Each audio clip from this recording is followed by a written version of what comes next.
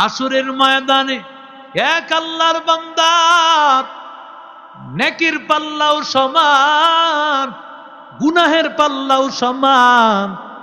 একটা নেক হইলে বান্দা নেকের পাল্লাটা ভারী হয়ে যাবে। মনে করেন গুনাহও 50, নেকিও 50। এখন বান্দার একটা নেক যদি হয়ে যায় তাহলেই বান্দা জান্নাত। আল্লাহ বলে, ও গোলাম তাড়াতাড়ি তাকাইয়া দেখ, কোথায় পাবো, কোথায় পাও? তোমাকে একটা নেকি কে দেয়? ও আল্লাহর বান্দা, আসরের ময়দানে কেউ তো বান্দা কারো আপন হয় না। আসরের ময়দানে কেউ কারো আপন হবেনি। আরো জোরে কল্লা, কারণ আল্লাহ বলেন, ইয়াউমা ইয়াফিরুল মারউ মিন আখি ওয়া উম্মিহি ওয়া আবিহি ওয়া সাহিবাতি ওয়া বানি। আল্লাহ বলে, রে যুবক, ওই ময়দানে বাবা সন্তানকে ভুলিয়া যাবে, সন্তান বাবারে ভুলিয়া যাবে, স্ত্রী স্বামীরে ভুলিয়া যাবে, স্বামী বিবিরে ভুলিয়া যাবে, বন্ধু বান্ধব একজন একজনের ভুলিয়া যাবে, কেউ কারো পরিচয় দিবে না। ওরে বান্দা তাকাইয়া দেয়, যে করোনার সময় নারায়ণগঞ্জের কত ঘটনা, 5 তলা 10 তলা বিল্ডিং এর বাবার করোনা হয়েছে, সন্তানেরা বাবাইকে ধরে না। ওরে আল্লাহর বান্দা যুবক, সন্তানেরা বাবাকে ভুলিয়া গিয়েছে। ওরে আল্লাহর বান্দা, কেউ একটা নেক দিবে না, কারণ একটা নেক দিলে না জানি সে জাহান্নামে পতিত হয়ে যায়। একজন আলেম একটা বাস্তব ঘটনা শুনাইছিল। আসলেই যে আল্লাহ তাআলা হাসরের ময়দানে সন্তান বাবারে ভুলিয়া যাবে, বাবা সন্তানেরে ভুলিয়া যাবে। কত বড় পাওয়ারফুল বাদশা, একটু চিন্তা করেন, বুঝাবার জন্য বলতেছি। ওনার কাছে যখন চিঠি আসছে, ইন্নাহু মিন সুলাইমান ওয়া ইন্নাহু বিসমিল্লাহির রহমানির রহিম,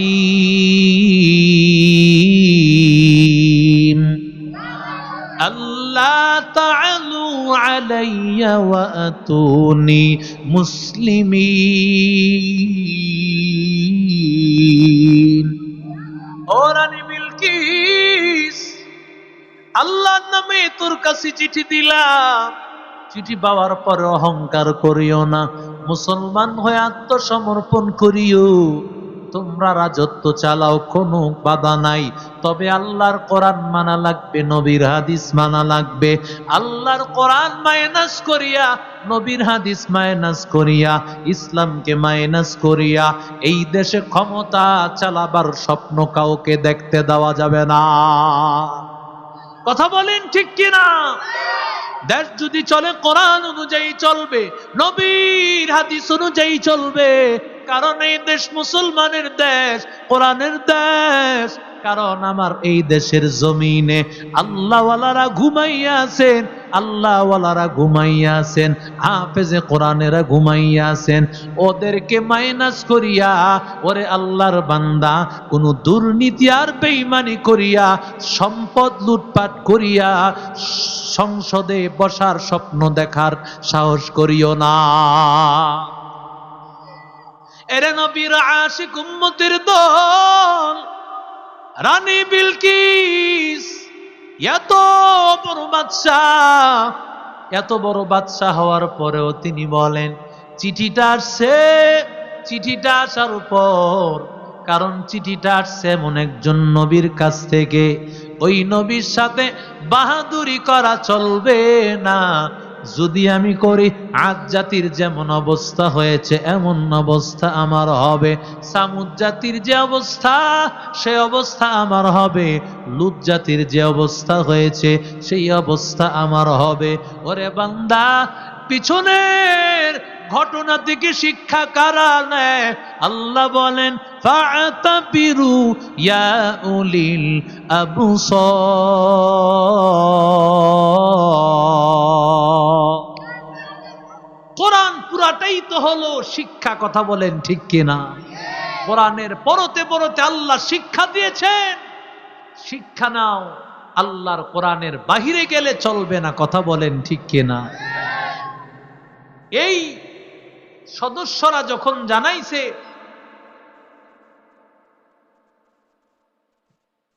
কিন্তু ইংরেজরা বিশ্বাস করে নাই। আরেকটা কমিটি করেছে, ওই কমিটিকে পাঠায় দিছে, দেখো মুসলমানদের আসল পাওয়ার কোথায়। এই কমিটি আবার নতুন ভাবে তদন্ত শুরু করেছে। বাংলাদেশ, পাকিস্তান, ইন্ডিয়া, এই উপমহাদেশের দেশগুলো ঘুরে ঘুরে বলতেছে, না, আগের যেই কমিটি আপনাদেরকে তথ্য জানাইছে সব তথ্য ভুল। মুসলমানেরা তাদের কালামকে শুধুমাত্র কোরআন শরীফে সীমাবদ্ধ রাখে না, ওদের কালামকে ওরা সিনায় ঢুকায় রাখছে। আল্লাহু আকবার। মুসলমান ইমানদার পৃথিবীর সব কোরআন বান্দা জ্বালাইয়া দিবি, কিন্তু বান্দা আল্লাহর কোরআন, ছোট্ট বাচ্চা কত সুন্দর ভাবে তেলাওয়াত করে। এই কোরআনের বাড়িও তো একটা আছে, কথা বলেন ঠিক কিনা? কোরআনের বাড়ি কোথায় জানেন নি রে বান্দা? আল্লাহ বলেন, বাল হুয়া কুরআনুম মাজিদ ফি লাউহিম মাহফুজ।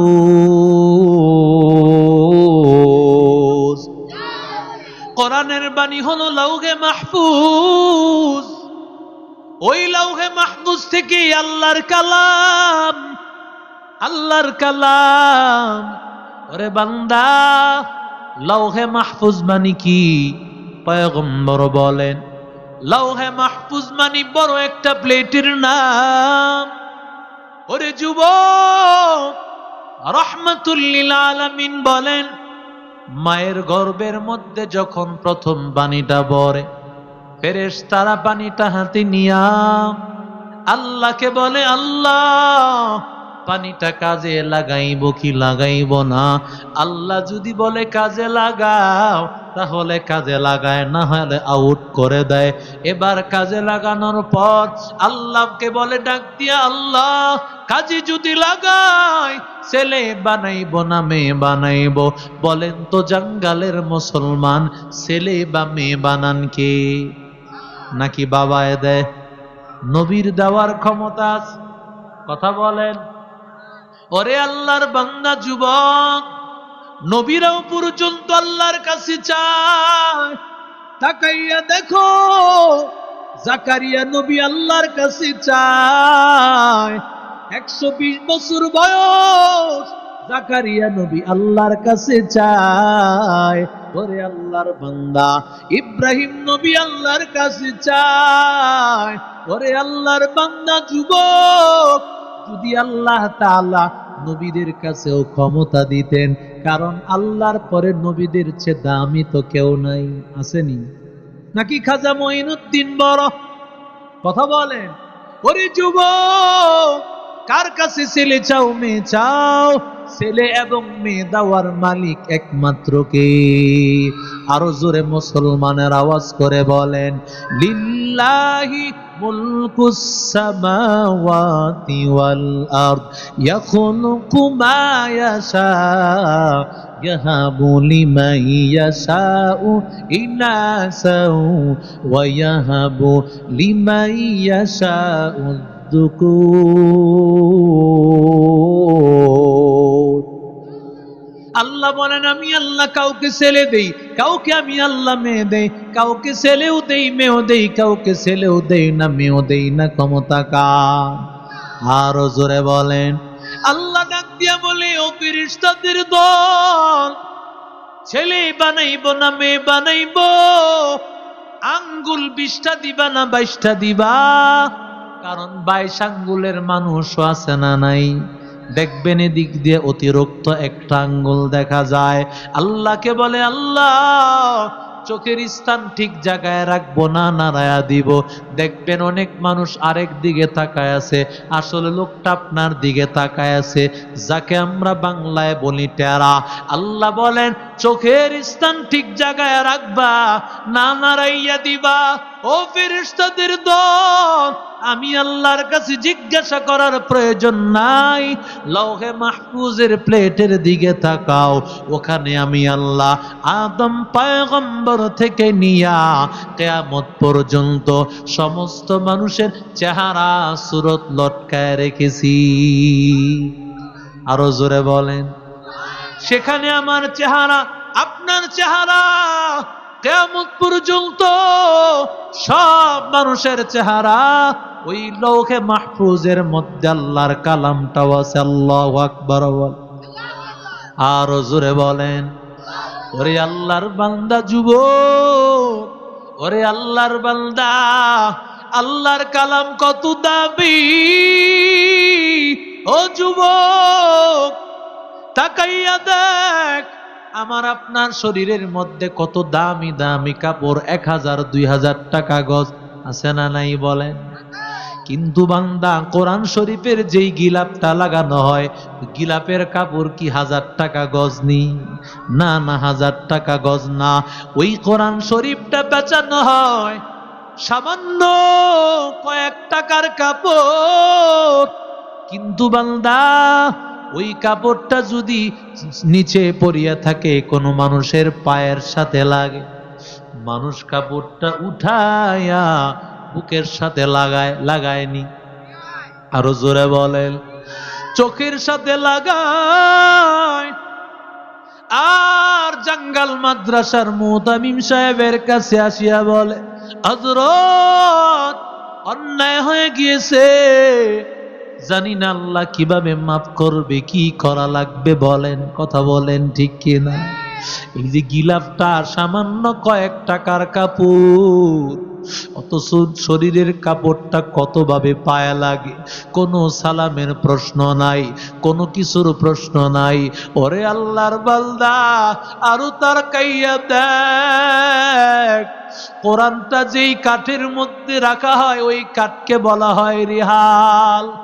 ওই রেহালটা যদি কোনোভাবে বান্দা মানুষের পায়ের সাথে লাগিয়া যায়, তাহলে বান্দা সাথে সাথে কাঠটা বুকের সাথে লাগায়, চুমু খায়। আর আল্লাহর বান্দা দৌড়াইয়া মসজিদের ইমামের কাছে যায়, ইমাম সাহেব, অন্যায় হয়ে গিয়েছে, আল্লাহ কিভাবে ক্ষমা করবে বলে?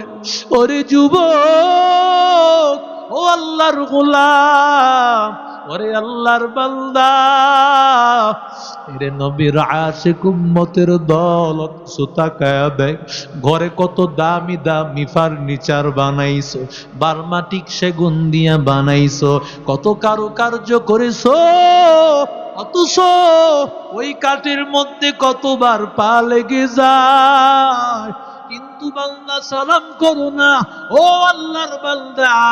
অথচ বান্দা সামান্য একটু কাঠের সাথে পা লাগার কারণে কেন সালাম করতে হয়, বুকের সাথে লাগাইতে হয়?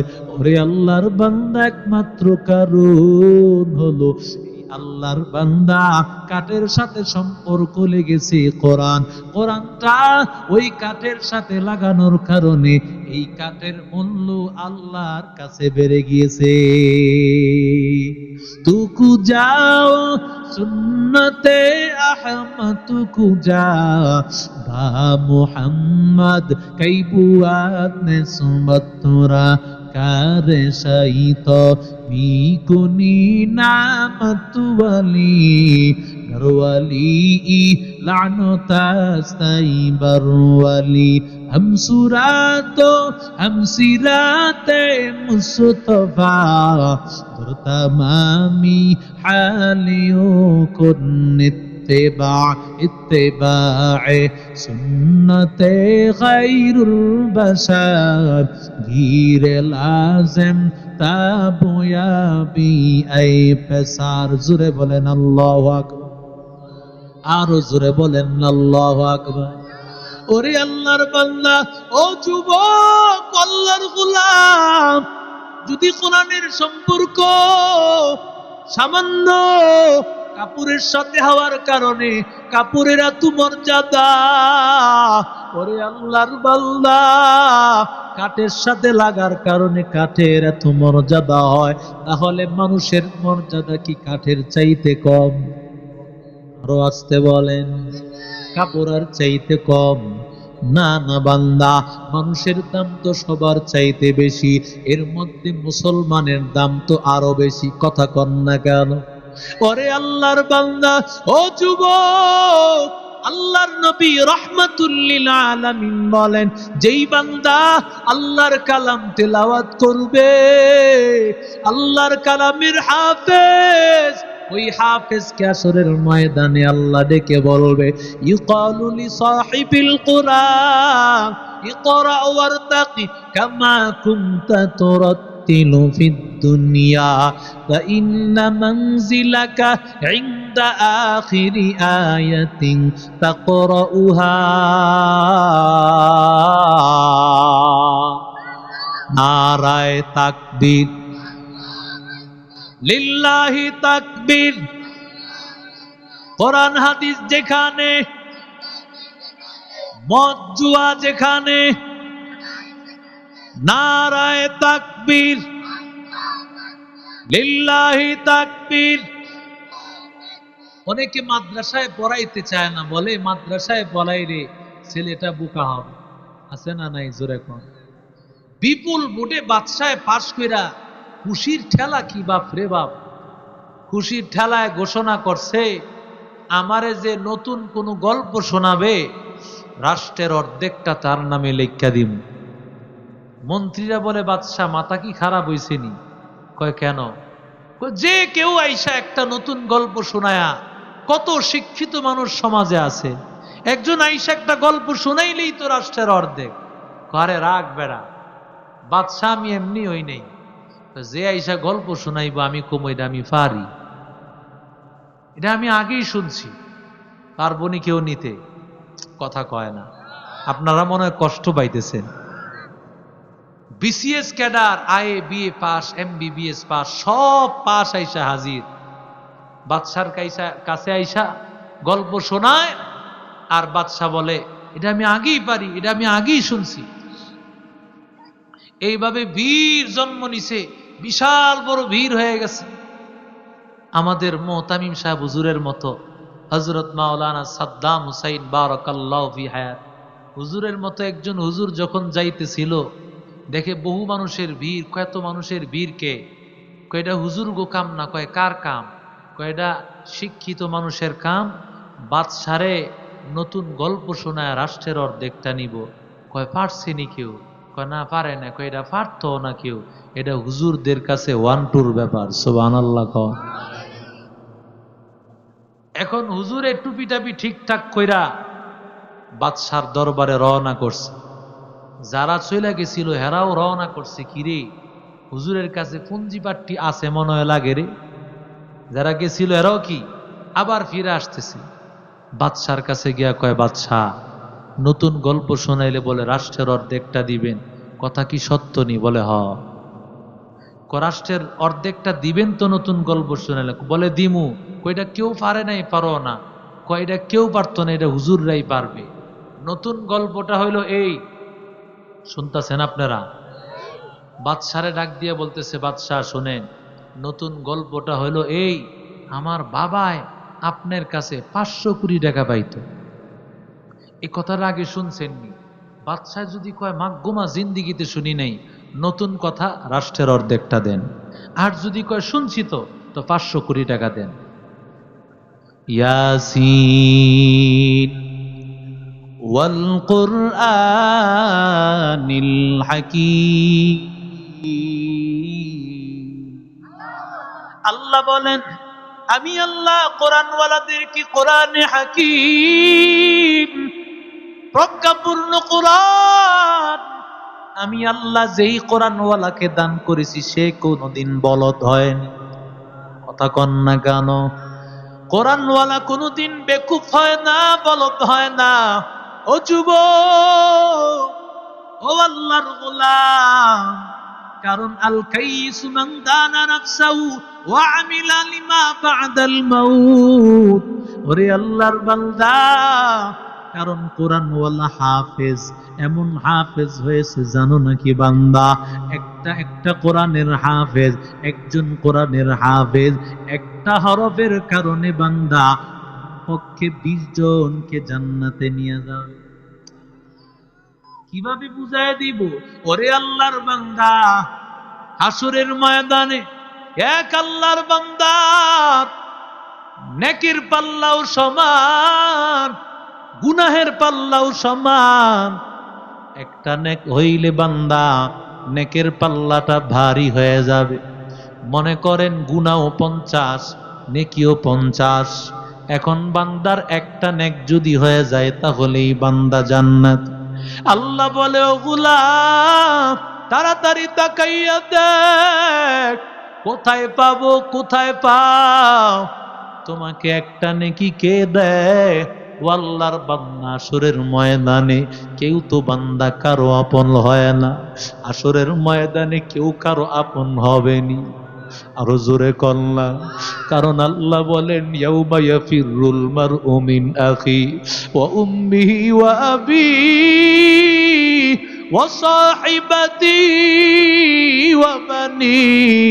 আল্লাহ বলে, রে যুবক, ওই ময়দানে বাবা সন্তানকে ভুলিয়া যাবে, সন্তান বাবারে ভুলিয়া যাবে, স্ত্রী স্বামীরে ভুলিয়া যাবে, স্বামী বিবিরে ভুলিয়া যাবে, বন্ধু বান্ধব একজন একজনের ভুলিয়া যাবে, কেউ কারো পরিচয় দিবে না। ওরে বান্দা তাকাইয়া দেয়, যে করোনার সময় নারায়ণগঞ্জের কত ঘটনা, 5 তলা 10 তলা বিল্ডিং এর বাবার করোনা হয়েছে, সন্তানেরা বাবাইকে ধরে না। ওরে আল্লাহর বান্দা যুবক, সন্তানেরা বাবাকে ভুলিয়া গিয়েছে। ওরে আল্লাহর বান্দা, কেউ একটা নেক দিবে না, কারণ একটা নেক দিলে না জানি সে জাহান্নামে পতিত হয়ে যায়। একজন আলেম একটা বাস্তব ঘটনা শুনাইছিল। আসলেই যে আল্লাহ তাআলা হাসরের ময়দানে সন্তান বাবারে ভুলিয়া যাবে, বাবা সন্তানেরে ভুলিয়া যাবে। ওই বরিশালের বরগুনার একজন আলেম, তিনি বলেন, আল্লাহর বান্দা যুবক, তার 2টা কন্যা 2টা মেয়েকে নিয়া শ্বশুর বাড়িতে আসছেন। আসার পরে হঠাৎ করে বিকাল বেলা আকাশটা মেঘ করে ফেলছে, প্রচন্ড বৃষ্টি শুরু হয়ে গেছে, বাহিরে বের হওয়ার মতো কোনো রাস্তা নাই। ওরে আল্লাহর বান্দা দরজাটা লাগাইয়া মেয়ে 2টাকে জড়াইয়া ধরে বলে, মা আমাকে জড়াইয়া রাখো। আল্লাহর বান্দা, আস্তে আস্তে বৃষ্টি পড়তে পড়তে তুফান হইতে হইতে এমন অবস্থা, সন্ধ্যা হয়ে গিয়েছে। মেয়ে 2টাকে নিয়ে ঘরের মধ্যেই রয়ে গেল, বাহিরে বের হয় না। এবার যখন আল্লাহর বান্দা রাতের বেলায় যখন ঘুমাইয়াছে, হঠাৎ করে গভীর রাত, মানুষজনেরা সবাই চিৎকারের আওয়াজ, বেড়িবাঁধ ভাঙ্গিয়া পানি ঢুকিয়া গিয়েছে, চতুর্দিকে কান্নার আওয়াজ, সবাই কান্না শুরু করিয়া দিল। ওরে আল্লাহর বান্দা যুবক, আল্লাহর বান্দা তাকায়া দেখতে পান তার ঘরের মধ্যে মুহূর্তেই পানি ঢুকিয়া গেছে। পানি আস্তে আস্তে তার খাট পর্যন্ত উঠতেছে। আল্লাহর বান্দা মেয়ে 2টাকে নিয়া যখন একেবারে খাট পর্যন্ত চলে আসছে, মেয়ে 2টাকে নিয়া কষ্ট মষ্ট করিয়া কোন রকম ঘরের চালে উঠল। রাত তখন গভীর, আর চতুর্দিক দিয়া কান্নার আওয়াজ, আর পানির ঢেউ পানির একটার পর একটা ঢেউ। ওরে আল্লাহর বান্দা, ওরে যুবক, আল্লাহর বান্দা মেয়ে দুইটাকে নিয়া এবার জড়াইয়া রাখছে।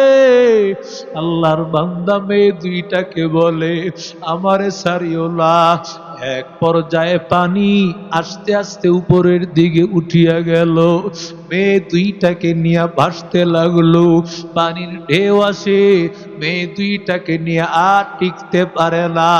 আল্লাহর বান্দা মনে হয় যেন তার রুহটা বের হয়ে যাবে, মনে হয় যেন আল্লাহর বান্দা আর থাকবি না। আল্লাহর বান্দা বড় মেয়েটাকে বলে, মাগো আমারে সারিয়া দাও, আমি বাবা আর বাঁচবো না। ওরে আল্লাহর বান্দা যে মেয়েটাকে কোলে পেটে করিয়া লালন করলো, ওরে আল্লাহর বান্দা ওই মেয়েটাকে বাধ্য হইয়া এক পর্যায়ে জোর করিয়া মেয়েটা কোনোভাবে হাত সরাইতে চাইলা। মেয়েটা বলে, আব্বু আমারে সারিও না, আব্বু আমাকে সারিও না। বারবার যদিও বলতেছে, ওরে আল্লাহর বান্দা এক পর্যায়ে আল্লাহর বান্দা হাতটা সারিয়া দিল। বলে, হুজুর বলতেছে, আমি আমার সামনে দেখলাম বড় মেয়েটা আমার সামনে বিদায় হইয়া আমার সামনে ওর নিঃশ্বাসটা বন্ধ হয়ে গেল, কোথায় বাঁচতে বাঁচতে চলিয়া গেল। ছোট্ট মেয়েটা এবার আব্বু আব্বু বলিয়া বলে, বাবা গো আপুরে সারিয়া দিয়েছো, আমারে সারিও না আব্বু। ওরে আল্লাহর বান্দা, ও যুবক, আমি বললাম মারে তোরে আমি ছাড়বো না রে মা, তোরে আমি কিছুতেই ছাড়বো না। ছোট্ট মেয়েটা আমারে ভালোভাবে জড়াইয়া ধরে, আমি ওই মেয়েটাকে নিয়ে সাঁতার কাটতে লাগলাম। কিন্তু একটা পর্যায়ে দেখলাম এত ঢেউ এত ঢেউ আর সহ্য করতে পারিলাম, বলে হয় যেন আমি মরিয়া যাব। এক পর্যায়ে আমি ছোট্ট মেয়েটারে বললাম, মারে আমারে সারিয়া দে, আমি আর পারতেছি না মা, আমারে সারিয়া দে।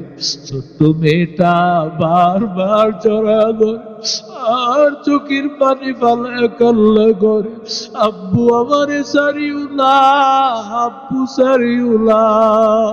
ওরে আল্লাহর বান্দা যুবক, বলে আমি এতটাই নিষ্ঠুর হয়ে গেলাম, কারণ আমি আর পারতেছি না, আমার জীবন শেষ হয়ে যাইতেছে। মেয়েটাও আমার কাছ থেকে হাত ছাড়েলা। এক পর্যায়ে আমি ওর হাতের মধ্যে কামড় লাগাইয়া দিলাম। ওই মেয়েটা কামড় সহ্য করতে না পারিয়া আমার সামনে ওর নিঃশ্বাসটা বন্ধ হয়ে গেল। আমি দেখলাম আসলেই দুনিয়াতে আসরে যে সন্তান বাবারে ভুলিয়া যাবে, বাবা সন্তানেরে ভুলিয়া যাবে, এর বাস্তব নমুনা। ওরে আল্লাহর বান্দা, আল্লাহর বান্দা দৌড়ায়, মা তাকে একটা নেকি দেয় না, বাবায় নেকি দেয় না, কারণ হাসরের ময়দানে বাবায় বলবে আমার সন্তান ছিল কিন্তু তোমারে আমি চিনি না, মায়ে বলবে আমার সন্তান ছিল কিন্তু বাবা তোরে আমি চিনি না। ওরে যুবক, মা বাবা সন্তানের পরিচয় দিবে না রে বাবা। আল্লাহর বান্দা কোথাও একটা নেকি তালাশ করে পায় না। হঠাৎ করে আল্লাহর বান্দা এক পর্যায়ে আল্লাহর বান্দাকে ডাক দিয়ে বলতেছে, ভাই আমার 50টা নেকি 50টা গুনাহ, মাত্র একটা নেকি হইলেই আল্লাহ আমারে বুঝি জান্নাতে দিবে। আল্লাহর বান্দা বলে, তাই নাকি? তাহলে আমার তো মাত্র আছেই একটা নেকি, আর কোনো কিচ্ছু নাই। তোমার 50টা নেকি থাকার বড় জান্নাতে যেতে পারো না, একটা একটা নেকি দিয়া তো আমি এমনিতেই জাহান্নামে যাব, জান্নাতে যেতে পারবো না। আমার একটা নেকি তুমি নিয়া অন্তত তুমি জান্নাতে চলিয়া যাও। আল্লাহর বান্দা একটা নেকি আনার পর আল্লাহর কাছে বলবে, মালিক এই যে একটা নেকি পেয়েছি। আল্লাহ বলবে, ও গোলাম কোথায় পেয়েছো? আল্লাহর বান্দা ডাক দিয়া বলবে, আল্লাহ তোমার এক তোমার এক বান্দা, তার নাকি মাত্র একটাই নেকি আছে, আর কোনো নেকি নাই। আল্লাহর বান্দা তোমার ওই বান্দা একটা নেকি আমারে দিয়েছে। আল্লাহর বান্দা ওরে ডাক দিবে, ওকেও নিয়ে আয়। আল্লাহর বান্দাকে আল্লাহ ডাক দিয়া বলবে, ও গোলাম কেন একটা নেকি দিয়েছো? আল্লাহর বান্দা বলবে, মালিক আমি তো এমনিতেই জাহান্নামী, আমার এই ভাই মাত্র একটা নেকির কারণে জান্নাতে যেতে পারতেছে না, এই জন্য আমার একটা নেকি তারে দিয়া দিলাম, যাতে করে সে অন্তত জান্নাতে যায়, কারণ আমি তো এমনিতেই জাহান্নামের আসামি। ওরে যুবক, আল্লাহ ডাক দিয়া বলবেন, ও বান্দা আমি আল্লাহর নাম একটা নাম রহমান, আমি আল্লাহর একটা নাম রহিম। তুমি বান্দা তার প্রতি দয়া দেখাইয়া একটা নেকি দিয়া দেওয়ার কারণে আমি আল্লাহ একটা নেকির বিনিময় আমি দুইজনকেই জান্নাতে দিয়া দিলাম। ওরে আল্লাহর বান্দা, ও যুবক, তাহলে আমাকে একটু বলো, একটা নেকির কারণে যদি বান্দা দুইজন জান্নাতে যায়, আমার মায়ার নবী বলেন, মান ক্বারা হারফান বিকিতাবিল্লাহি তাআলা ফালফালাহুল হাসানা। পয়গম্বর বলেন, কোরআনের একটা হরফ পড়লে তার হাসানা হয়। হাসানা মানে হলো 10 গুণ, তার মানে 10টা সওয়াব, 10টা নেকি হবে। এক আলিফ পড়লে 10টা নেকি হবে। তাহলে বান্দা একটা নেকির বিনিময়ে যদি দুইজন জান্নাতে যায়, তাহলে বান্দা 10টা নেকির বিনিময়ে জান্নাতে যাবে কয়জন? হ্যাঁ, 20 জন। আল্লাহু আকবার বলেন, আরো জোরে বলেন আল্লাহু আকবার।